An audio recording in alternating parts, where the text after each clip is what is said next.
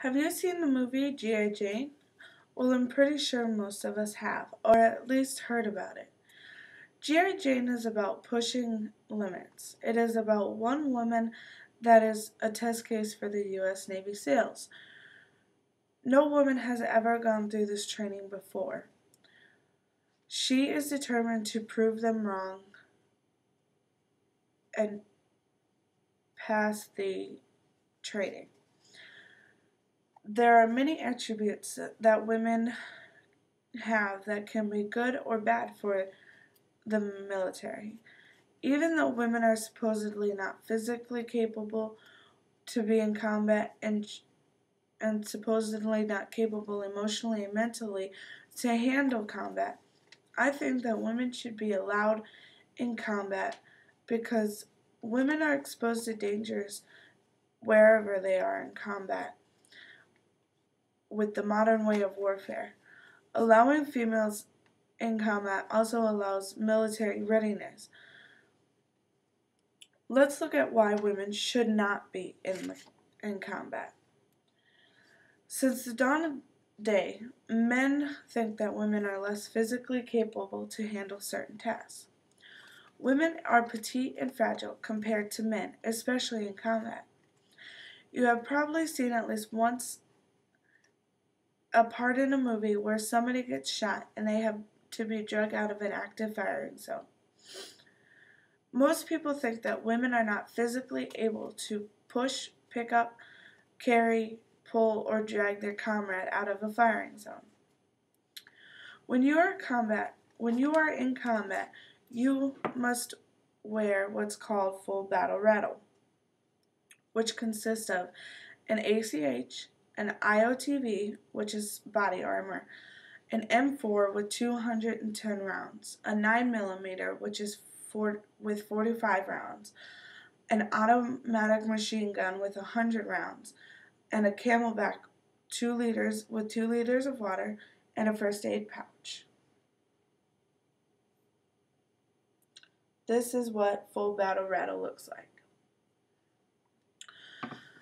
All of this consists of at least 60 to the most of 120 pounds, which is added to the person's weight.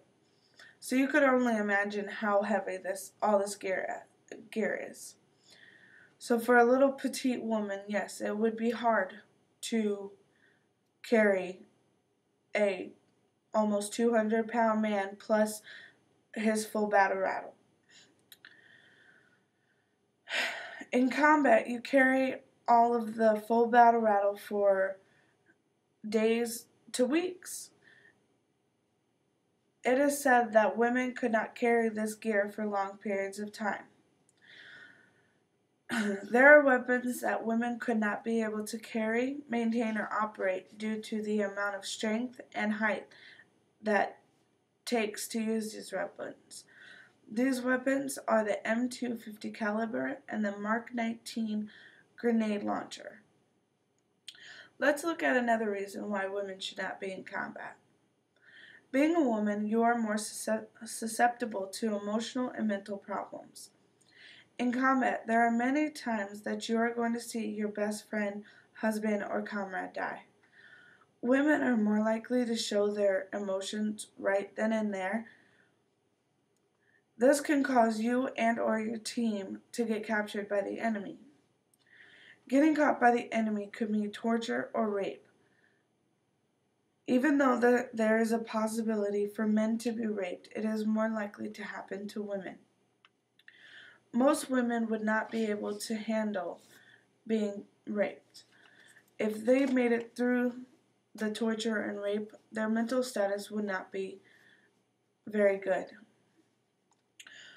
Women are more hygienically cautious and cannot handle being out in the field or on a mission for days at a time without any type of shower or bathroom or pampering themselves.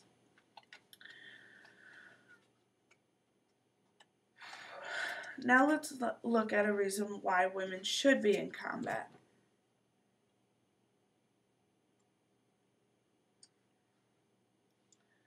Women are already fighting with men on the front lines in the war.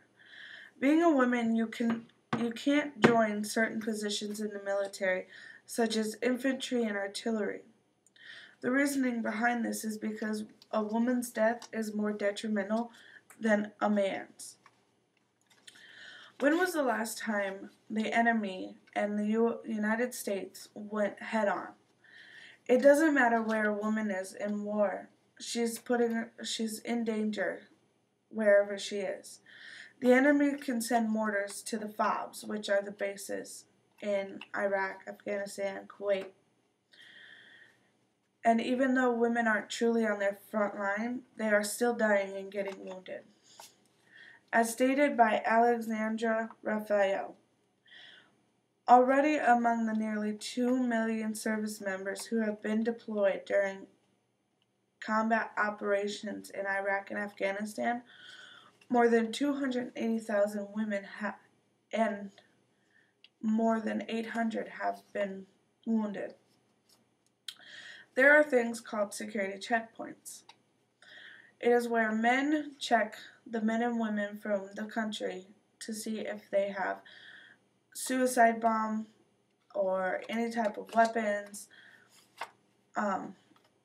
When there is a woman soldier present, she checks the women instead of the men. If she is putting her life in danger, just simply checking the woman, because the woman could be a suicide bomber or have a gun and could hurt the woman. Let's look at the final reason why women should be in combat. The military is downgrading and has less recruitment. If there are women that are willing to join the military and want a certain job, why deny them? If all jobs were open to women, then there would be more recruitments when women have to work 2 times harder to get the respect from fellow soldiers. Allowing women in all jobs helps gain respect for them, but also helps the military be ready for any type of danger. Allowing women in combat keeps the military strong and not vulnerable to attacks.